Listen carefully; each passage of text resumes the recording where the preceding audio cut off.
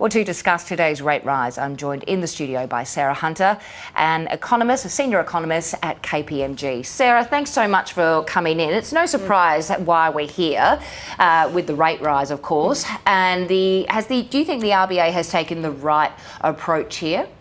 Well, it's definitely the case that, obviously, you said inflation's running at a 21-year high, and even if we strip out some of the volatile components that come in from overseas, particularly fuel prices, other commodity prices, domestically we're seeing price pressures pretty much across the board. We've got 1 in 3 people who have a mortgage in Australia at the moment. The rest have either paid it off or they're renting.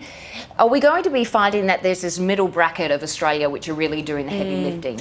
It's definitely obviously going to have an impact for those with a mortgage, particularly if you've got a variable rate mortgage. If you're fixed, you're in a slightly better position, at least in the near term. Those spillovers will almost act as a derivative that some of them may not be impacted immediately. There could be a lag. Exactly. Yes, it takes time to feed through. What's driving this inflation? Are we seeing that it's higher demand or a low supply of goods such as fuel and energy? It's a bit of both. A typical economist answer, but it really is. Obviously, there is a supply component to all of this, particularly again around those commodity prices, the fallout from the conflict in Ukraine and how that's feeding through.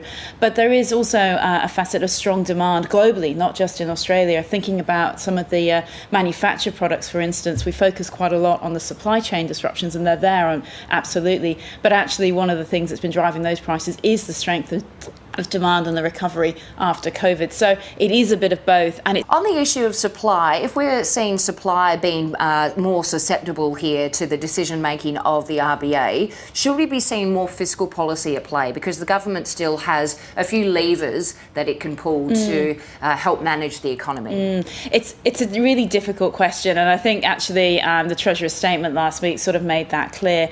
On the one hand, there is a need or a desire at least to help support particularly those that are most vulnerable to the kind of cost of living pressures we're seeing those on. If these rates continue to rise, and it's likely that they are going to, and wages still remain fairly stagnant or increasing shorter than inflation because they're beginning to increase ever so slightly, you would imagine that there'd be particular demographics that are really going to be stretched by this. Yeah, absolutely. So typically what we see in terms of inflation's an average measure, right? It's an average of all the goods and services that people buy through the economy, but your individual rate will look a bit different. So what we normally see is people that are on lower income levels than this, so they're typically on lower wage levels as well, of course. They have to spend a higher proportion of their income on food, on fuel, on rents, and so they're more impacted by what's going on.